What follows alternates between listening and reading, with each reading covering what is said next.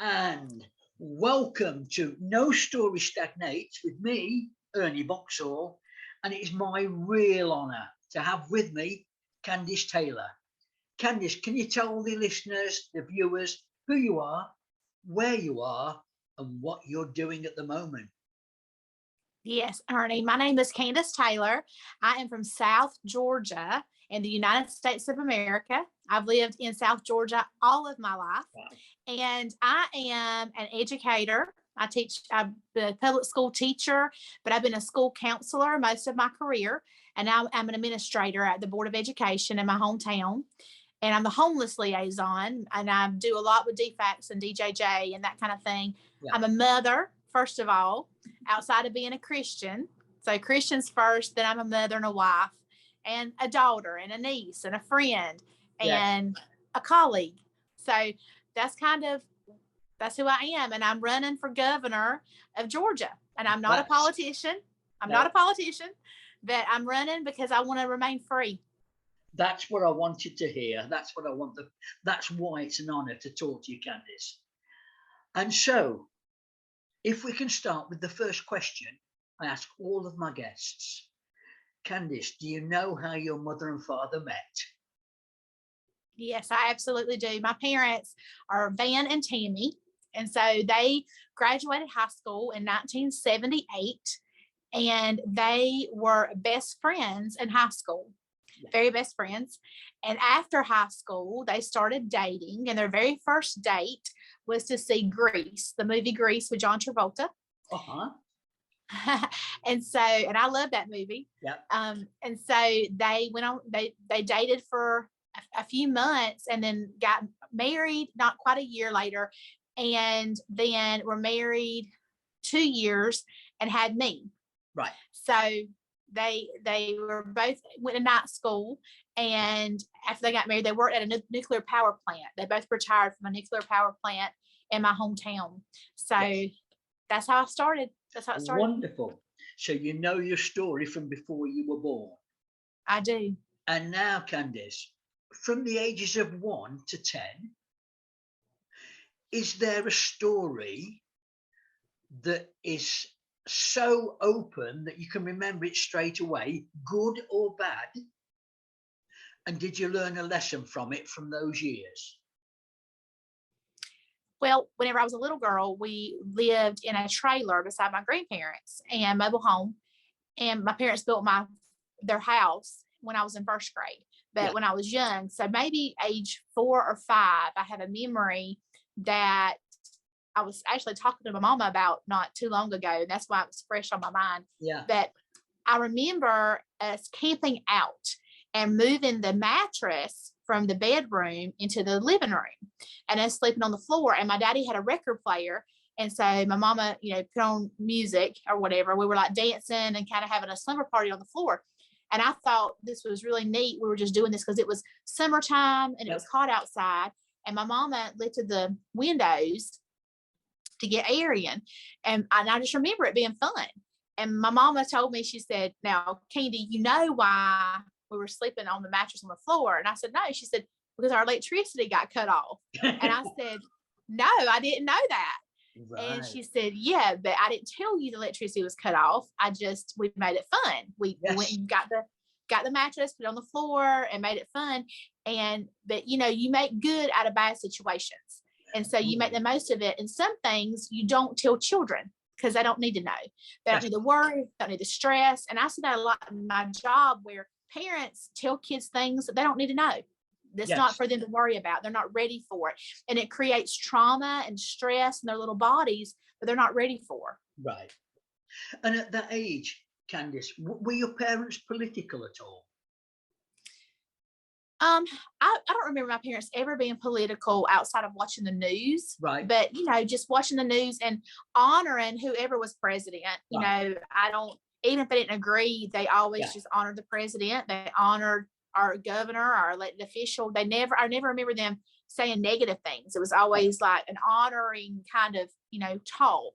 And when bad things would happen, they would feel really bad. And so that's terrible. And we should pray for them. And, we should, care and have empathy. But no, not political in the sense of feeling like their way was the right way. It was more like we should honor and respect our country and care about America and have patriotism. Because I mean, I remember I was born in 49, so 50. I remember the 60s being a turbulent time in America. Were your parents caught up in anything like that? My parents were both born in 1960. Right. And they both grew up very poor. Yeah. So my grandparents, one was a builder, but my grandmother worked in a factory as like ironing clothes, like a presser. And my other grandparents were a beekeeper and a seamstress. And so my grandmother made all my mama's clothes. My daddy, there were 8 of them. So they were a lot of children to take care of. And so my parents they grew up really poor, but they both had very loving homes. Yes. School. What were you like at school? Well, whenever I began school in kindergarten, I always had been called Candy. My mama called my whole family called me Candy. Well, there was another girl at school, and her name was spelled Candy. And my name was spelled Kandiss, Kandiss. And so my teacher automatically started calling me Kandiss. Right. And I had never been called Kandiss before. So I didn't know she was even talking to me. But then growing up, at school, everybody knew me as Kandiss because it just stuck, And so my family, so I always say people who love me call me Candy, because even my best friends, when they would come to my house and spend the night, they would hear my mama calling me Candy. They started calling me Candy. But that's I don't know, that's kind of something that sticks out with me in school. But I was very smart. I tested into for the gifted program, but my mother did not want me to miss a day of school a week in my class. She wanted me to be with my peers, and so I didn't get pulled out for special class like some people did. But I had, I had really high grades. I always made A's, I always made hundreds, and so school was easy. I have a photographic memory, so school's always been really easy for me. But I didn't spend a lot of time studying. I just, would go in and take the test or do whatever. I wish I had, looking back, because I could have been valedictorian, but I didn't care. I was kind of like, I have a PhD. So after I began college, I ended up having a terminal degree because I love education and I love school.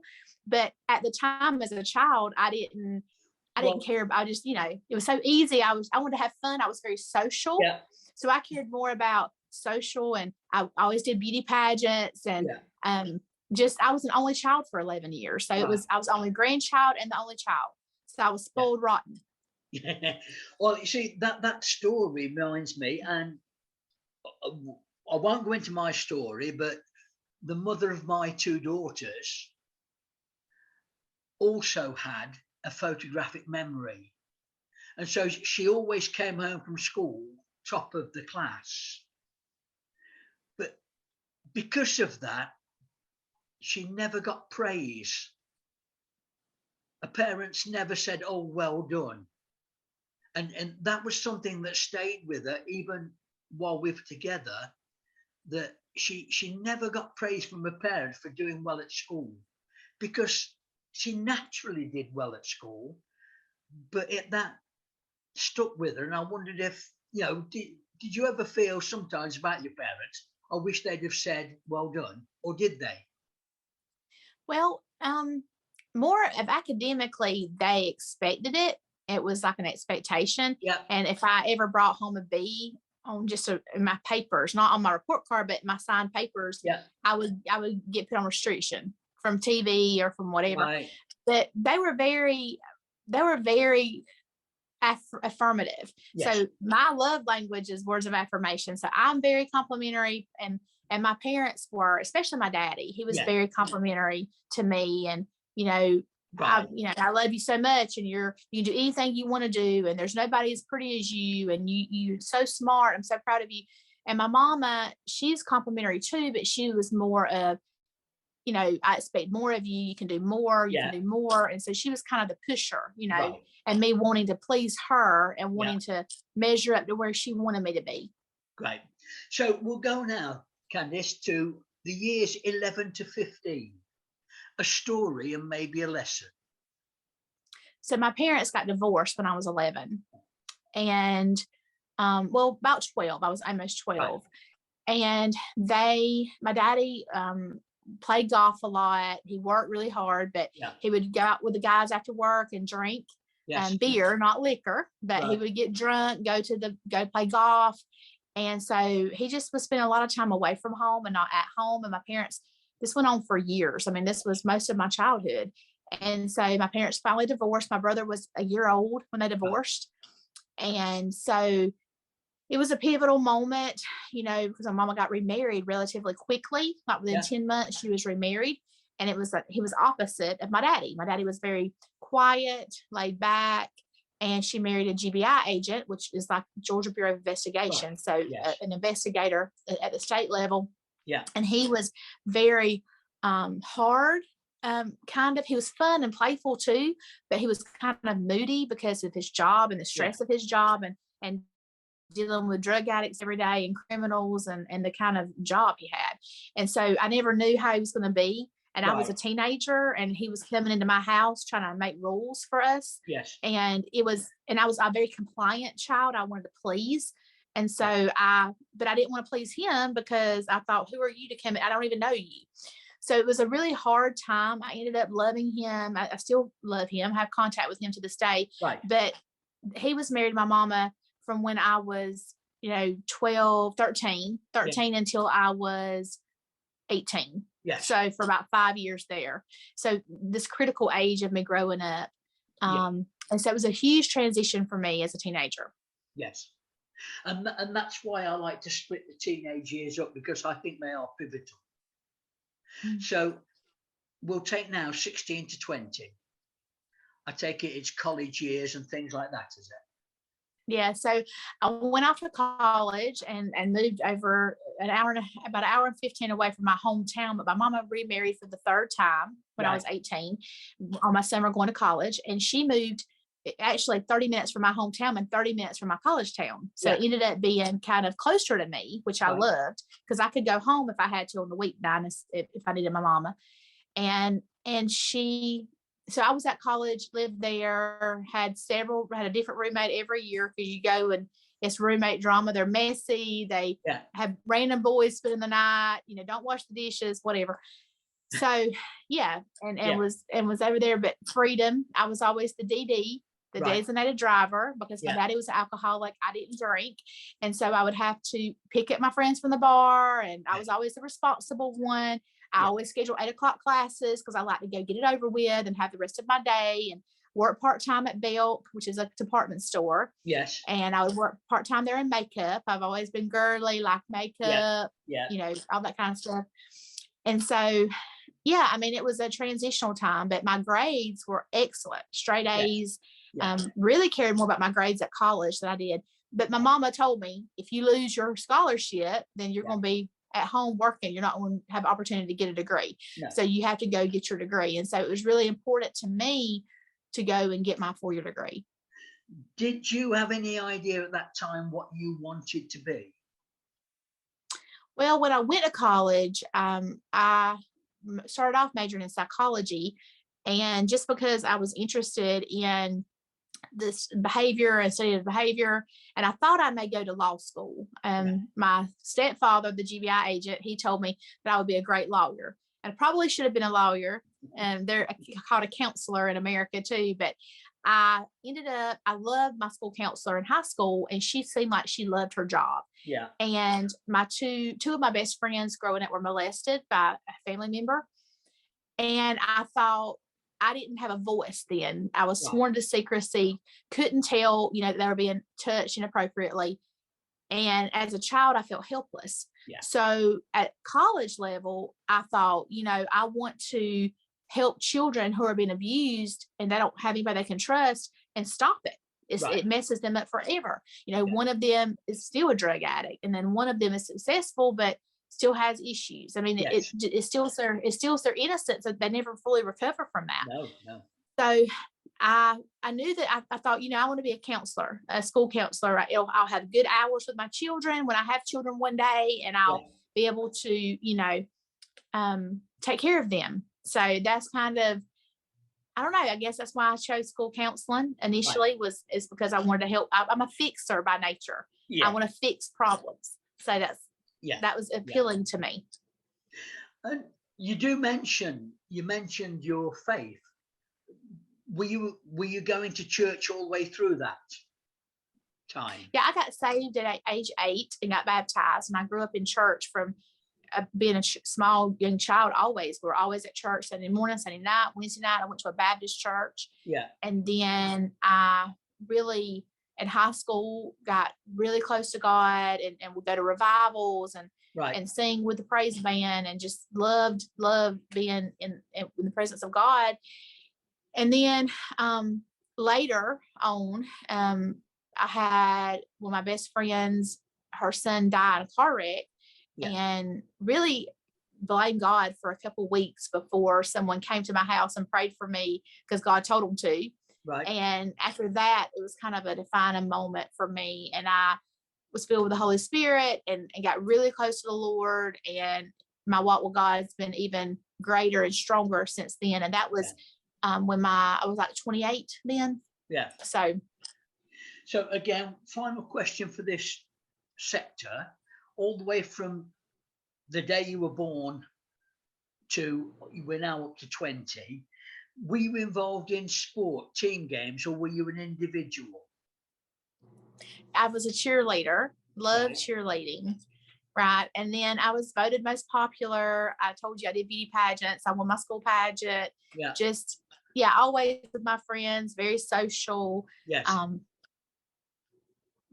I love sports. My daddy was a sports fanatic. He watched baseball, football, golf all the time. Yeah. And if I wanted to connect with him, I had to watch sports with him. Yeah. So he loves the Georgia Bulldogs. And so, they won the national championship this year. So we're elated. And my daddy died 3 years ago. Right. The last time they won the national championship was the year I was born. Right. Yeah. So it was a great year, but I love sports. Yes, very much. Yeah. Well, I'll hold my hand up and say I'm a Minnesota Viking fan. I love it. And I regularly watch the college games. Yeah.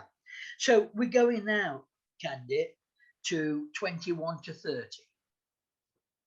A couple of stories maybe and a lesson. So I got married to my high school sweetheart at 22. Yes.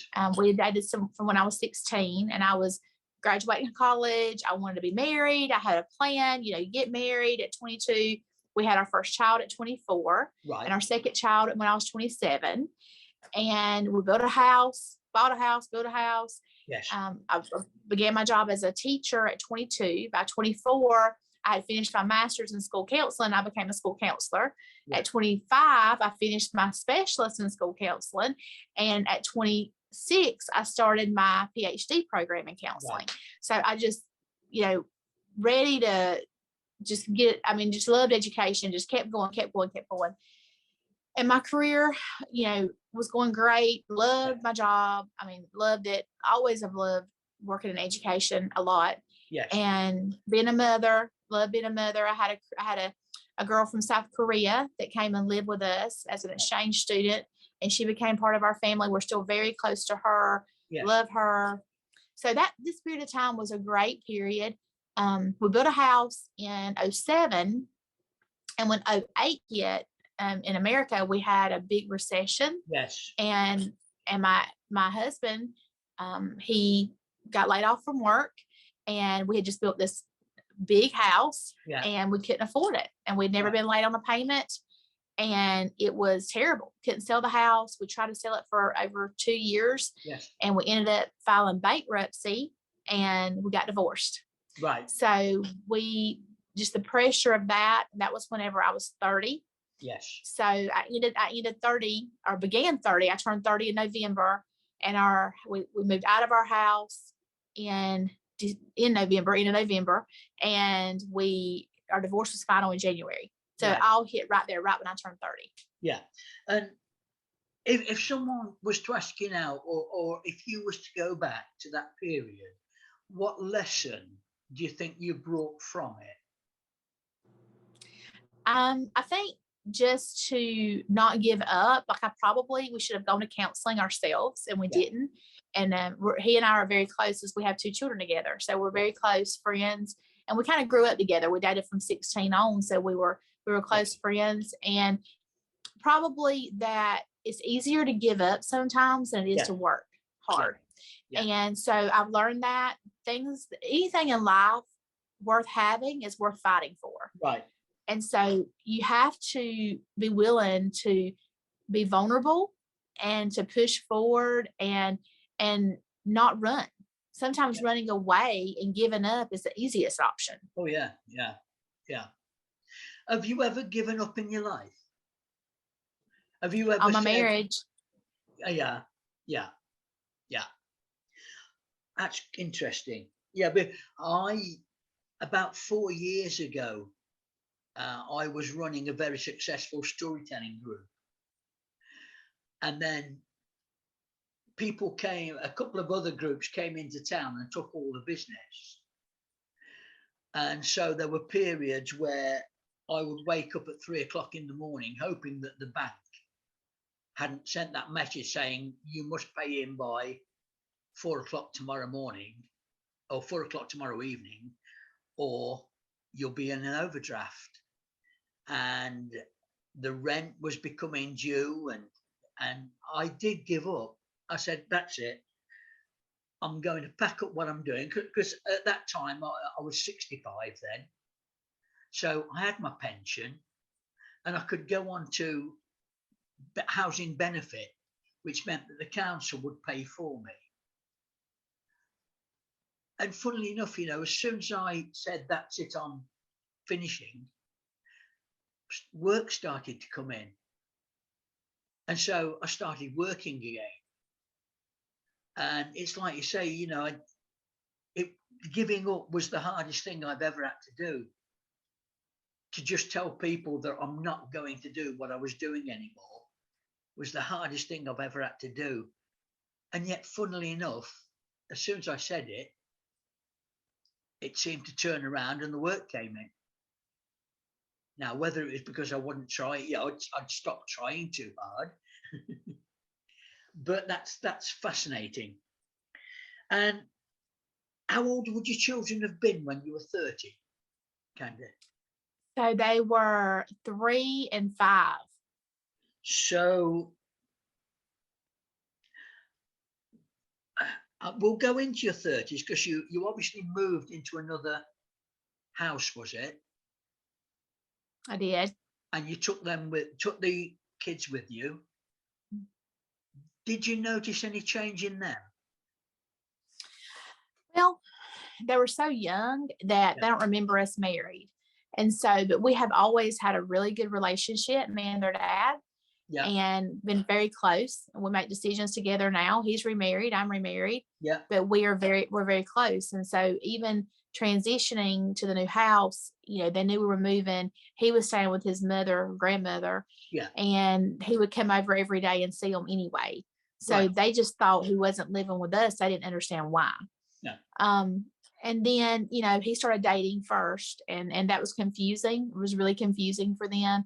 But I'm a counselor, thankfully, and was able to help them through that. And, kids are resilient, and they respond to you. They respond to how you deal with it. So it's as easy as I dealt with it, and not showing things to them, and being there and saying, it's okay. It's okay to love her and to move on. Then they're okay. So when I started dating, he did the same thing and was very positive, and they did great. I mean, my kids don't know how lucky they are, and it's not luck, it's blessed, because they have parents that get along and respect each other. Yeah. I'm in the same boat. Me and the mother of my daughters, we parted because I was spending too much time at work. But I am the luckiest man alive, because my partner still talks to me and my daughters still love me. And I know so many men who have thrown that away. And so I can recognize that that's a good way to be. So we go into your 30s, Kandiss, and where did your life go in the 30s? and what lesson did you learn? So I met, well, I already knew my husband now. Yeah. We went to church together. He led worship. And so I guess, in my 30s, we married when I was 31. Yeah. And he had never been married, didn't have children. And so it was an adjustment, for him more than us, really. Yeah. But we tried to recover financially at the beginning, and living in an apartment, then moving and buying a house and renovating that house and selling it, kind of like flipping it and making some money off that house, and then buying the house we're in now, which is a very nice home that God blessed us with, because I could double my money on my house because I got such a good deal on it. Yeah. And so, and then we had 2 miscarriages, and then finally had our 3rd child, and have him. So I have 3 kids. And I guess it's just been raising the children and working and getting established financially again, because I was destroyed financially in my last marriage. Yes. And for my ex-husband too. Same way for him. He started a new business. He did several other jobs and started his own business, and it's been very, very productive. I mean, he's been benefiting tremendously from his business, and so he's able to help me financially with child support, and able to provide for the children and his wife now. So we've both been very blessed. It's been a decade of rebuilding our lives. Mm-hmm. Yeah. And again, if you were to look back at that period and say, what lessons have I learned, what would you say? Probably that you can start over. It's never too late. Yeah. Brilliant. And I'm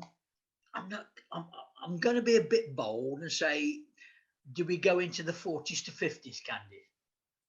Well, I'm 41, so I'm at the very beginning of that. Let's just go into, and so I take it what we've talked about brings us up to where you are now. Mm-hmm. So can we talk about a little bit about your politics, your entry into the political field? Where did that start? Well, 10 years ago, I got my PhD in counseling. When I received that, Dr. Ben Carson, I don't know if you've ever heard of Ben Carson, but Dr. Ben Carson is a neurologist from America. He ran for president, and he is the first person to successfully separate Siamese twins. Right. Brilliant man. He spoke at my commencement ceremony when I got my PhD, and he told us we're going to lose our country because of political correctness and our national debt if we don't get both of these things under control. As Christians, we have to speak out and not compromise our morality and act like it's okay when people are immoral and they're saying things that aren't right. We have to stop doing that as Americans. And we also have to stop the spending of money that doesn't belong to us and just quit printing out money. Yes.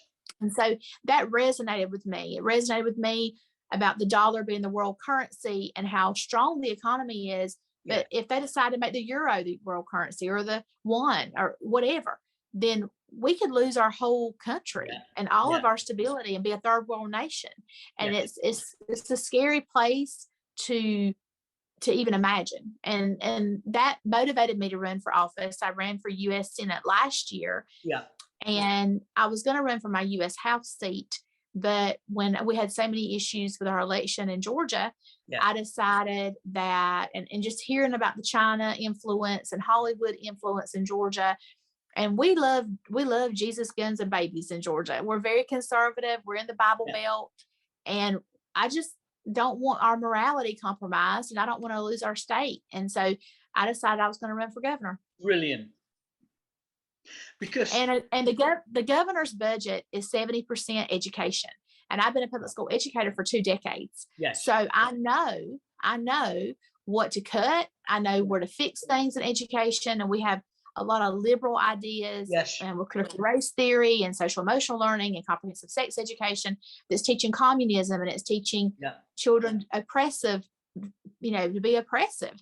And it's teaching perverted ideas to our children in public schools in Georgia.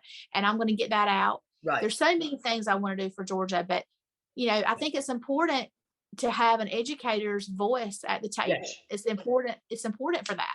Yes. And what you said gelled with me as well because of our Brexit, which would have kept us in the euro and under the rule, really, of Merkel in Germany and Macron in France, who were, it's like, did you ever read Ayn Rand? I don't think so.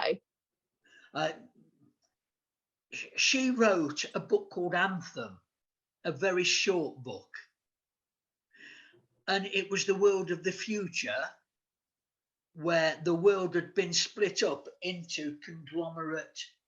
There were about 4 or 5 areas, and they were all ruled by a central committee. And each human was designated a number and a job. And the story is about one individual who wanted to be free. And so that gelled with me there. And then after that book, I read The Fountainhead. And that was about an architect who was kept down by bureaucracy. And the final book, Atlas Shrugged, is about a man called John Galt who disappeared, and suddenly all of the top entrepreneurs, the top people who'd grown their businesses from scratch, they started to disappear. And as that happened, the whole heartbeat of America started to slow down.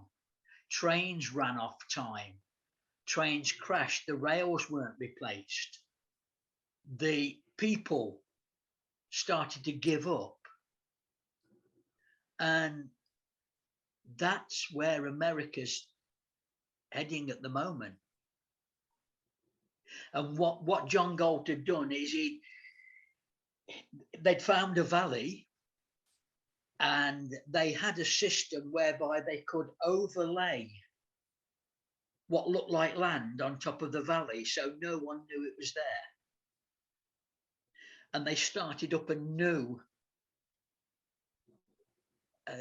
town, a new city below there. And it's just a story of about 4 or 5 really hard-working people who are being trodden down by bureaucracy. And the 2 main characters really they work so hard. They're determined they're not going to give up. And they spend almost the whole of their life trying to beat this John Galt, because to them he gave up. Mm-hmm. But eventually they joined him in this new country below in the valley. Mm. And I can see that. Obviously we're talking now about communism, Marxism, as you can see.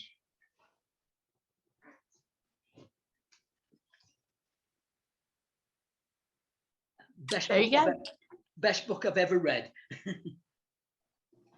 I like Mark Levine. He's a brilliant man. Yes, yeah. And you know, I listen to Mark Levine, Dan Bongino, Tom Fitton, Tim Pool is very interesting to listen to. Tim Pool is a leftward podcast host, but now he's come towards the right. And because he lived in Chicago and he moved around, and he got to see all of the trouble that America was going into, and he moved into West Virginia, and he's living a free life. So good. Yeah. So it's coming. There's a big fight ahead, Kandiss. There's a huge fight ahead. But from what I've seen of your videos, you're the lady to take it And I hope that people listening to your story understand that you're not a politician. That's right, because I'm not. And I don't want to be. I want to be You're a an public action woman. servant. Yeah. I want to be a public servant and a trustee of the people. But yes, God made me a fighter. Yeah. Kandiss, it's been an absolute pleasure. Don't go away. I'd love to have a word with you just afterwards. But for Okay. the people who listen, who watch this, how can they contact you? They can go to KandissTaylor.com. It's KANDISS Taylor, TAYLOR.com. And you can email me. You can get involved and volunteer on my campaign. You can donate. And I'd love for you to connect with me there. Ladies and gentlemen, do that. It's going to be worth it. Kandiss, it's been brilliant talking to you. Thank you very much.